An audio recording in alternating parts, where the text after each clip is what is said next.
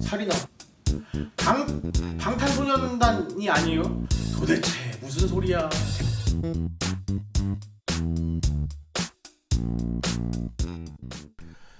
할렐루야, 여러분 반갑습니다. 네, 오늘부터 드디어 우리 쉬운 큐티 시작하도록 할 텐데요.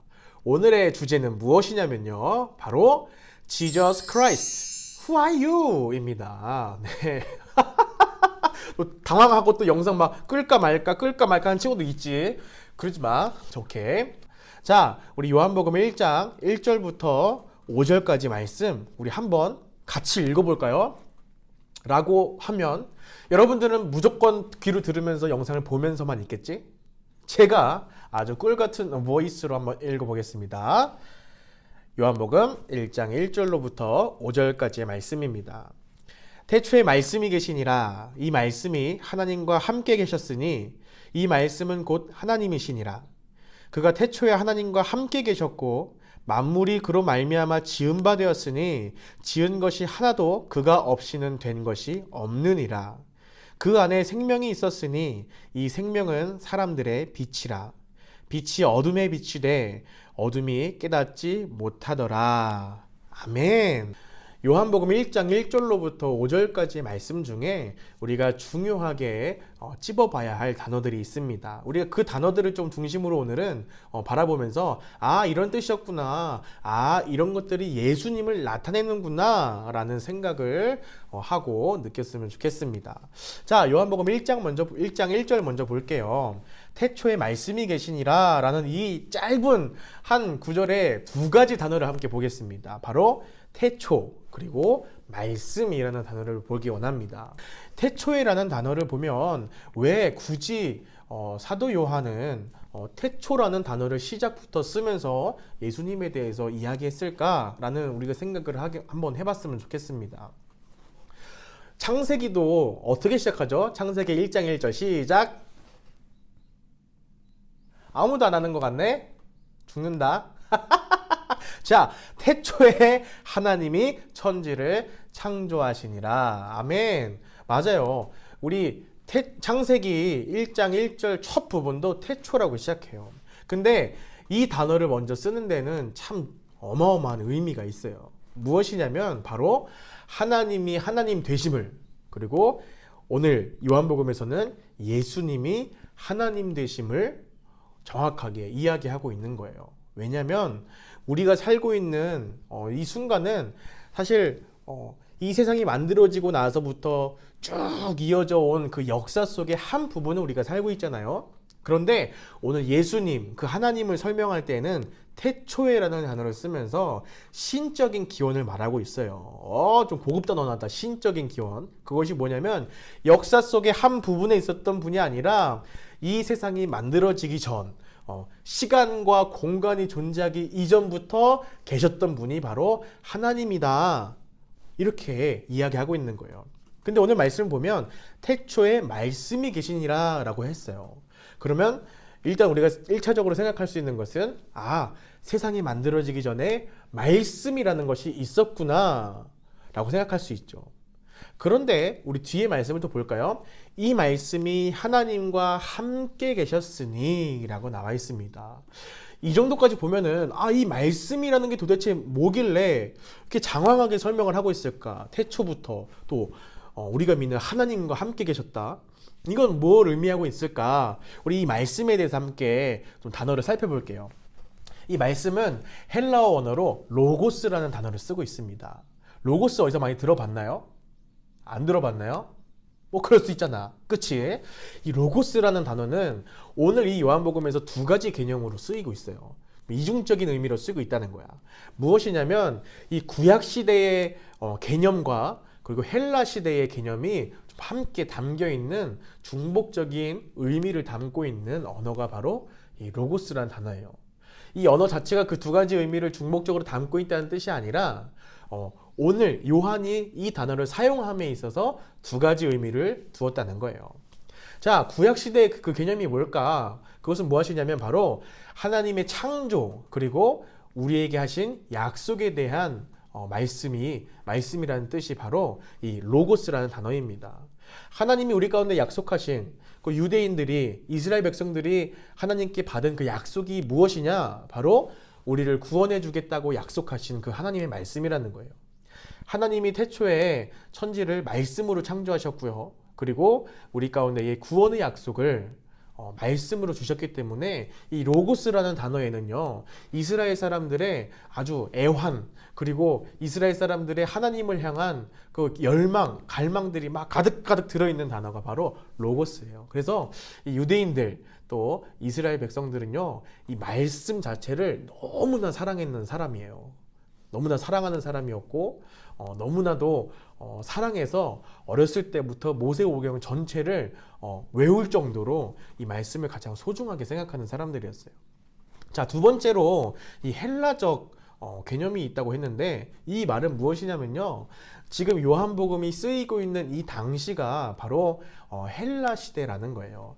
헬라 시대는 여러분들 좀 들어봤을 거야. 학교에서 뭐 세계사나 뭐 이런 공부를 조금 했다면, 도덕 공부를 좀 했다면, 뭐 우리 교회 애들은 인성이 좀 좋아가지고 도덕 공부를 좀 잘 할 것 같은데, 몇몇 친구들 도덕에는 아주 관심이 없는 친구들이 뭐 알고 있긴 해. 자, 중요한 거는 이 헬라 시대에 누가 있었냐? 바로 여러분들이 너무나 싫어하는 아리스토텔레스, 플라톤, 뭐 이런 사람들이 등장해요. 뭐 내 자신을 알라, 뭐 이런 거, 나는 누구인가, 뭐 이런 쓸데없는 걱정거리를 한 사람들이에요. 이 사람들 때문에 우리가 도덕이라는 과목에서 굉장히 많이 피곤하고 외울 것도 많고 막 그러잖아. 중요한 거는 이 헬라 시대 때 사람들의 생각이 다 뭐 그런 거였어요. 뭐 나는 누구인가, 어떤 이런 철학적인 생각, 별것도 아닌 거에 너는 왜 존재하는가, 뭐 이런 거 있잖아. 그래서 그런 생각들이 막 많이 일어났던 시대가 바로 이 요한복음이 쓰여졌던 시대예요. 헬라 시대. 자, 이때에는 합리적인 생각이나 어떤 내가 생각하는 가치관들을 로고스라는 말로 표현을 했어요.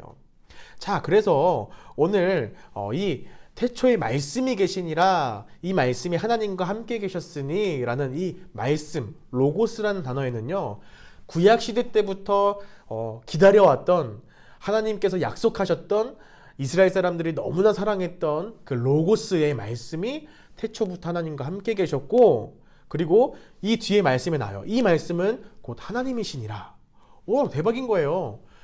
그 언약 자체가 하나님이지 라고 사람들은 생각할 수 있어요. 그런데 한 발자국 더 나아가서 이 당시에 헬라 문화권에 살고 있던 사람들은요, 그래, 우리의 지식, 우리의 생각, 우리의 가치관, 그것이 바로 하나님이었구나 라는 어떤 정의를 주기 위해서 오늘 1장의 1절, 되게 거창하게 설명했지만 이 말씀이라는 단어를 사용해서 이렇게 설명하고 있습니다.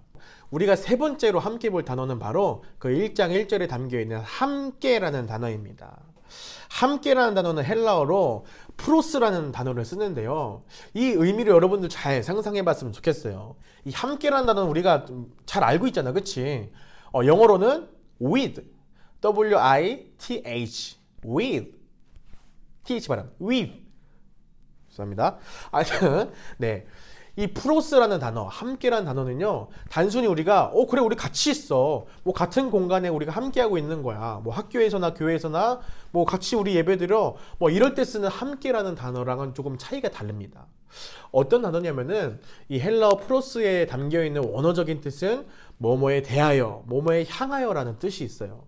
이 말은 무엇이냐? 바로 그냥 같이 있다는 것이 아니라 내가 누군가를 바라보고 있다, 누군가를 바라보면서 향하고 있다. 말이 꼬이네.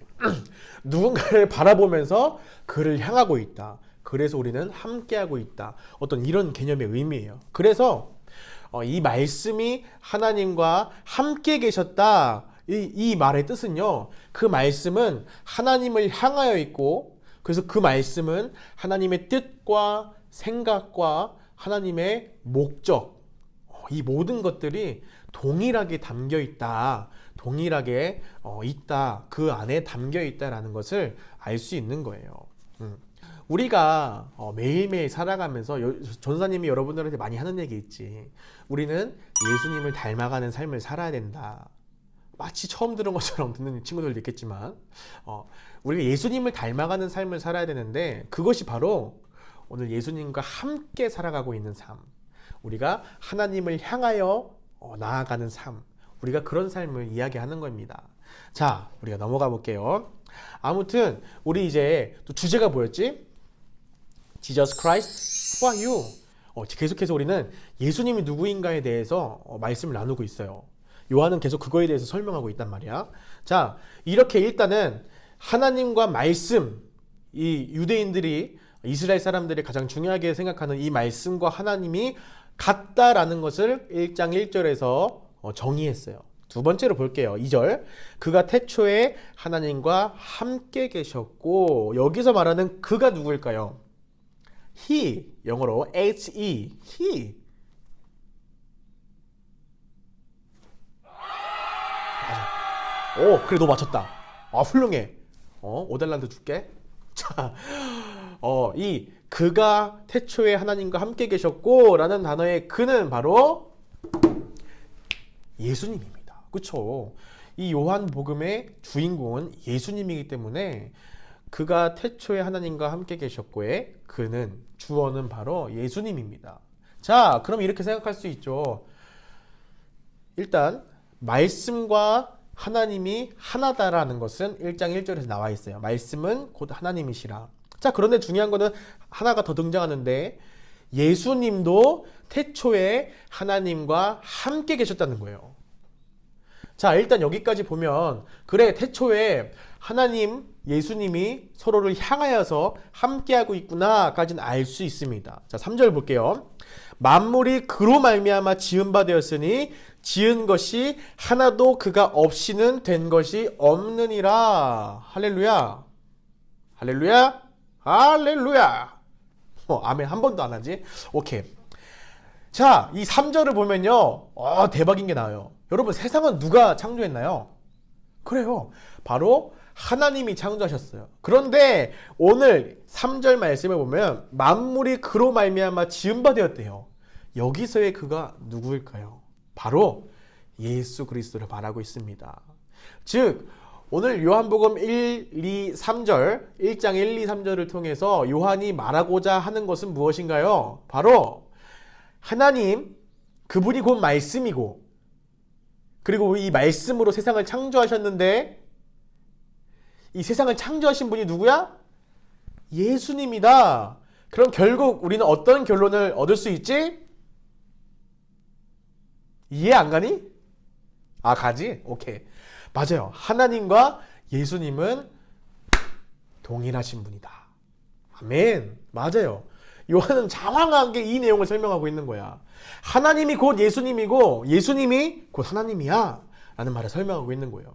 오늘 Jesus Christ, who are you? 라는 이 주제에 우리가 다시 한번 정의를 하자면 첫 번째 정의는 하나님은 곧 말씀이요 말씀으로 세상을 창조하셨고 세상을 창조하신 이는 예수님이고 예수님은 곧 하나님이시다. 즉 하나님과 예수님은 같은 분이시다 라는 것을 설명을 했어요. 자, 오늘 마지막으로 4절 5절에서는 예수님을 어떻게 나타내고 있냐면요, 그 안에 생명이 있었으니 이 생명은 사람들의 빛이라 라고 나와 있습니다.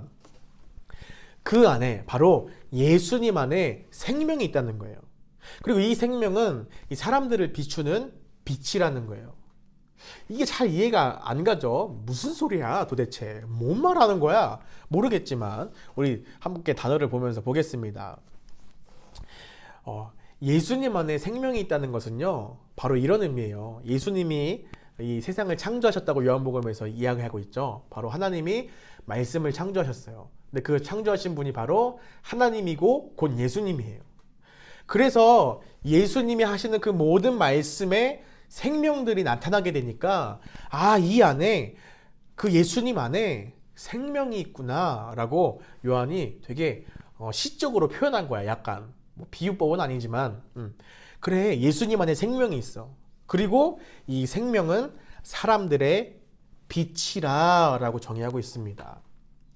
요한은 예수님에 대해서 두 번째 정의하는 것은 바로 예수님은 빛이다 라고 정의하고 있습니다. 왜 예수님에 대해서 수많은 표현들 중에서 빛이라고 표현했을까요? 이것은 바로 우리의 구원의 문제와 관련이 있습니다. 이 구원에 대해서는 죄의 문제가 분명히 해결되어야 되는데 이 죄의 문제를 해결하기 위해서는 값을 치러야 돼요. 그렇죠? 우리가 무엇을 잘못했으면 거기에 대한 뭐 벌을 받거나 또 보상을 해줘야 되듯이 이 죄라는 문제 때문에 우리가 구원받지 못하고 있는데 그 죄의 문제가 해결되기 위해서는 필요한 무언가가 있어요. 자, 우리 로마서 말씀을 한번 볼게요. 로마서 6장 23절 말씀입니다. 죄의 삭은 사망이요. 네, 이렇게 나와 있습니다. 죄의 값이 뭐라고요? 바로 사망이라는 거예요. 즉, 이 말은 무엇이냐면 우리가 죄값을 치르기 위해서는요, 죽어야 된다는 거예요. 그런데 우리가 죽으면 어때요?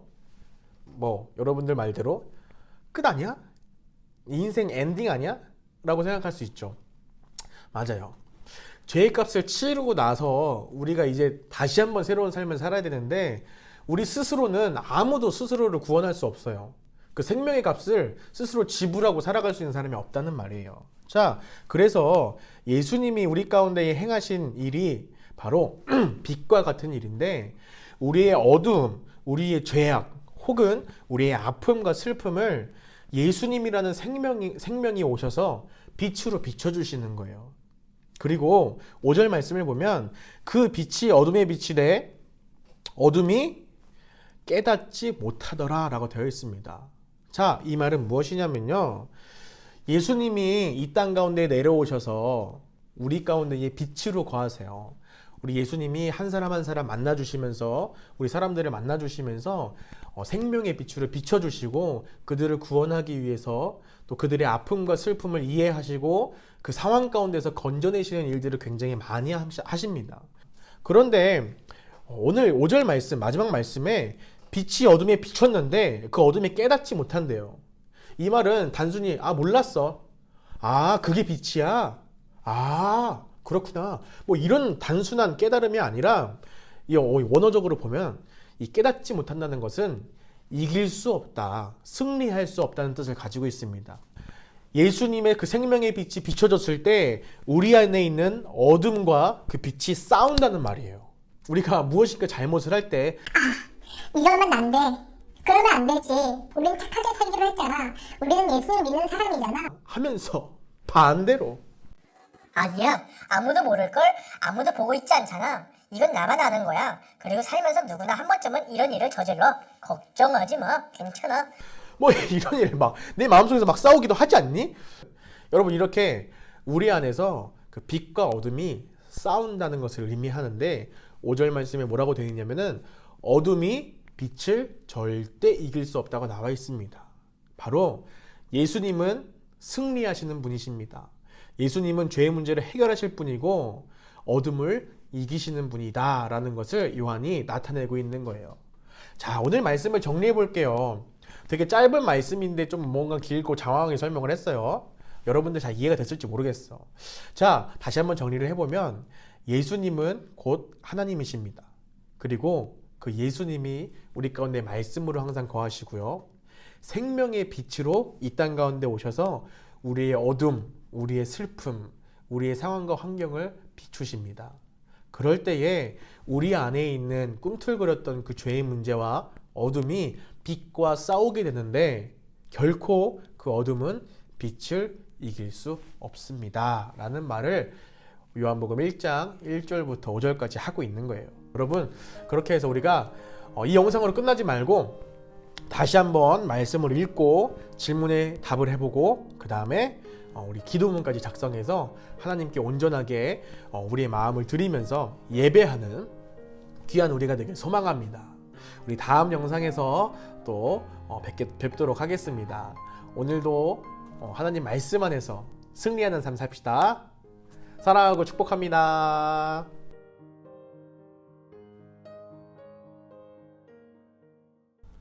지켜보고 있다.